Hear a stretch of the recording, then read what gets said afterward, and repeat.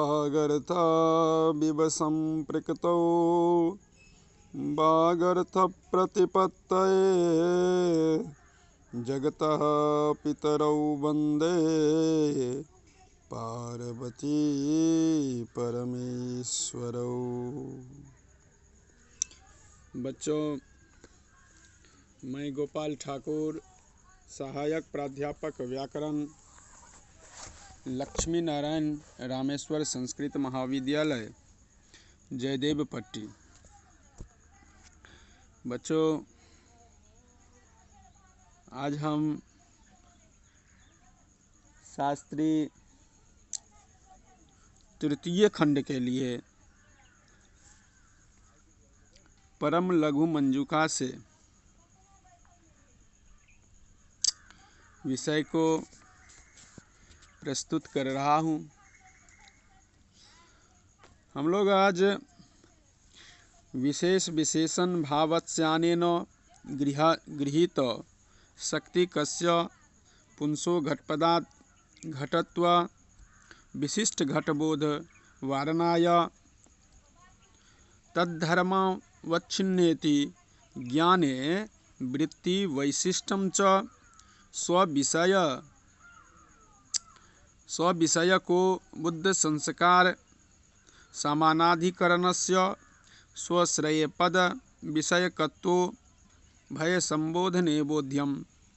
अतो नागृहीत वृत्तिकस्य बोधो नापि विस्मृतिकस्य नापि तद्वाचक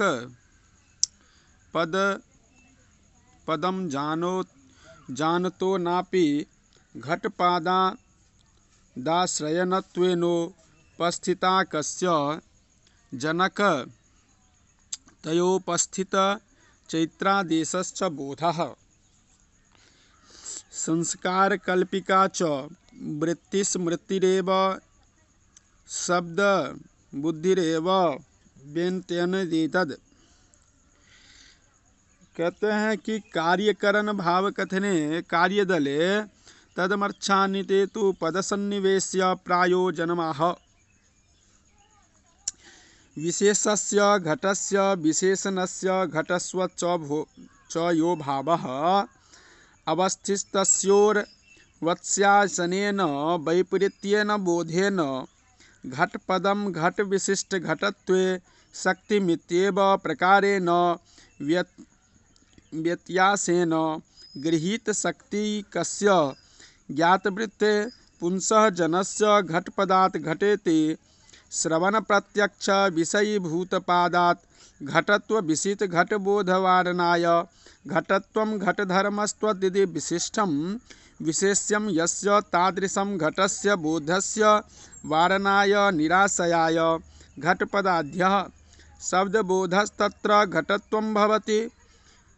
विशेषणं घटस्तु विशेष्य तत् तेन हि घटपदात् घटत्व जाति विशिष्ट घटस्य बोधो भवति।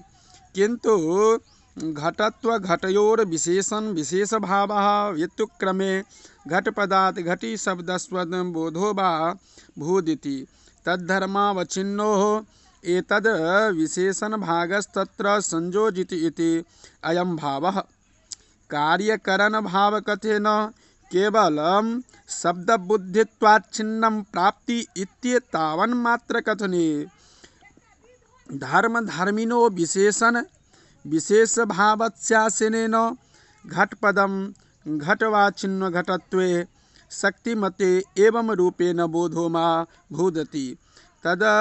तदधर्मावच्छिन्नपदं यथा सतीनु यथा संभवति तद्धर्मावच्छिन्नस्तु घटेतु संबनतु घटत्वे इति घटत्वच्छिन्न विषयकाक्षोभं प्रति घटत्वावच्छिन्न रूपित शक्ति ज्ञानेवस्य कारणत्वेन प्रकृते तद्भावादिति रत्नप्रभायां सुस्पष्टं। तत्र वाक्ये कारणदलगत वृत्ति विशिष्ट ज्ञानपदं व्याचष्टे।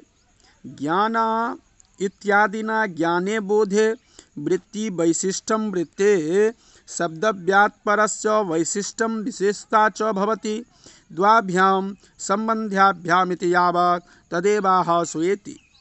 स्वविषयकः सम्बन्धो स उद्धृतो जागृतः संस्कारः पूर्वानुभवजन्मन्यां तेन समानाधिकरण्यमेकारणाश्रयम् उद्वद्वसंस्कारस्य पदज्ञानस्य चैकाधिकरणमिति वृत्तेः स्वस्य आश्रयं यत्पदं तद्विषयकत्वञ्चेति उभयशब्देन उभयविधितारम्येन बोध्यं ज्ञेयमिति। अयं भावः ज्ञाने हि वृत्ते कृता विशेषता द्वाभ्यां सम्बन्धाभ्यां भवति। प्रथमा तत्र श्रोता हि यत्पदं ज्ञानविषयीकरोति तस्य हि तत्पदविषयकृत्य ज्ञानसंस्कारस्योद्बोधनं वा स्मरण्या वा आवश्यकं भवति। यदि स्वविषयकोद्बुद्धसंस्कारसमानाधिकरणसम्बन्धत्वेन मूले गृहीत अत्र वृत्ते पदस्य भयोरेव ज्ञानास्याधिकरणं वाश्रयम् एव ज्ञातं पदम् अपरातो वृत्त्याश्रयपदस्य ज्ञानं तत्पदविषयक शब्दबोधस्य कृते नितान्तम् आवश्यकम् न त्वन्यस्य समाधानार्थकस्यापि एतवेव स्वश्रयापदविषयकत्वसम्बन्ध इत्युच्यते। उभयत्र स्वपदेन वृत्तिः संसूच्यते तत्रापि स्वविषयक बुद्धसंस्कार समानाधिकरण संबंध एतदर्थमावश्यको। यद्वृत्तिज्ञानविहीनस्य नैव भवति शब्दो बोधः तत्र वृत्तिज्ञानपदज्ञानयोर्नैव समानाधिकरणं सम्भवः। अपरंच यत्पदं वृत्तेराशयभूतं तदेव पदं पदज्ञानस्यापि विषयः स्यात् अन्यथा नैव श्रोतुः शब्दबोधः। सत्यापि वृत्तज्ञाने तदाश्रयभूतस्य भूतपदस्य ज्ञानभावेऽपि न भवति शब्दबोधः। तेन हि शब्दबोधे स्वश्रयः पदविषयकत्वसम्बन्धोऽपि शब्दाबोधे आवश्यकः इत्युभयसम्बोधने ज्ञाने वृत्तिर्विशिष्टम् आवश्यकम्।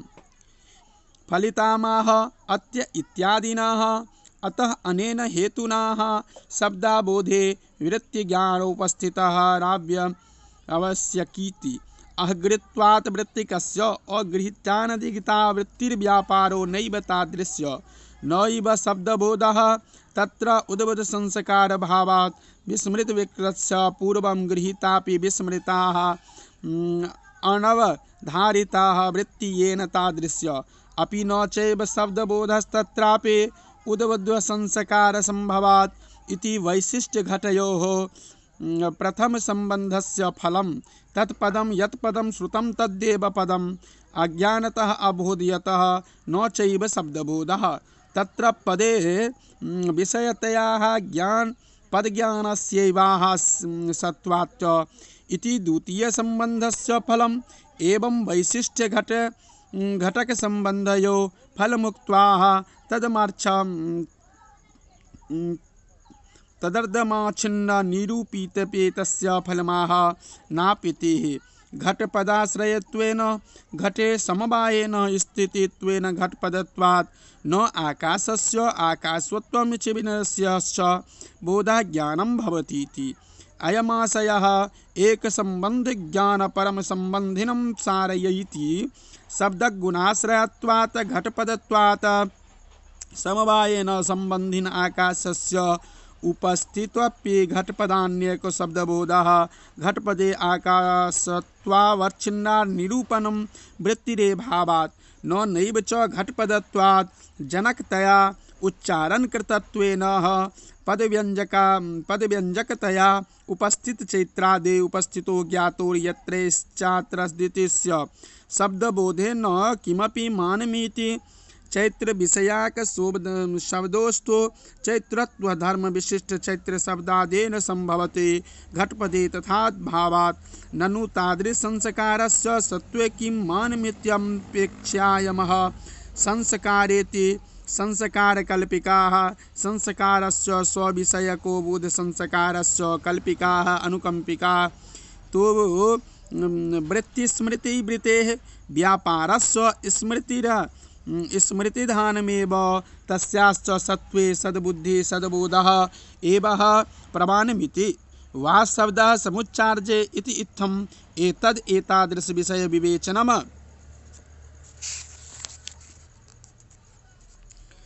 अन्यप्रसंगात् संबंधमेव तेन नात्र कश्चित् विशेषादर इति अयमासः वृत्तिशिष्टघटकेः स्वविषयको बुधसंस्कारेण सह पदस्य समानाधिकरणमुक्तं किन्तु संस्कारस्य अतीन्द्र यावत् प्रत्यक्षत्वाक्तं तेन हि इन्द्रविषयस्य पदस्य समानाधिकरणस्य संभवति न च संस्कारस्य सत्त्वे किमपि मानस किं भवत्याज्ञामनिति मीमांसिकारेपेत कश्चित् पूर्वः कल्पते इत्येपाक्षमुच्यते न हास्य कश्चित् पूर्वस्याकवाकः अत्र तु स्पष्ट एव विषय न हि कारणं विना कार्यं भवति अत्र कार्यं शब्दबोधो येन कारणत्वेन वृत्ति स्मृतिरुनामीयते सा च कार्यं येन संस्कारः कारणत्वेनानुमीयते न हि वृत्ति स्मृतिं विना सद्बोधो नैव च संस्कारं विना वृत्ति स्मृतिरिति संस्कारत्वेनुमानं प्रमाणयति।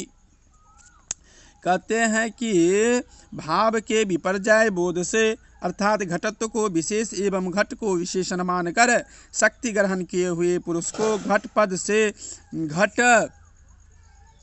विशिष्ट घटत्व का जो बोध हो सकता है उसके निवारण के लिए कार्यकरण भाव विवेचक वाक्य में तदमार्चवच्छिन्न यह पद रखा गया है। उसका जो धर्म है उसे अवच्छिन्न ऐसा कहने पर यह ब्रह्म नहीं हो सकता, क्योंकि घट का धर्म घटत्व होता है न कि घटत्व का धर्म घट। घट पद से घट जाति से विशिष्ट घट का बोध होना चाहिए।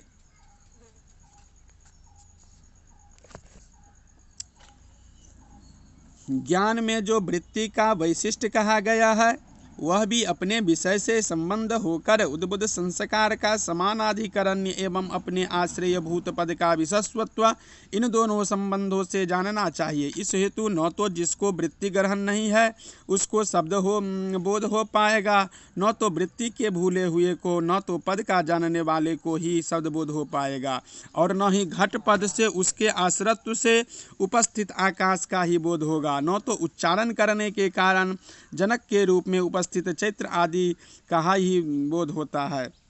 वृत्ति न जानने वाले को शब्द बोध नहीं होता। जो वृत्ति को भूल गया है वैसे ही शब्द बोध नहीं होता है। जो पद को ही नहीं जानता ऐसे को भी शब्द बोध नहीं होता है। इसी का यही भाव है।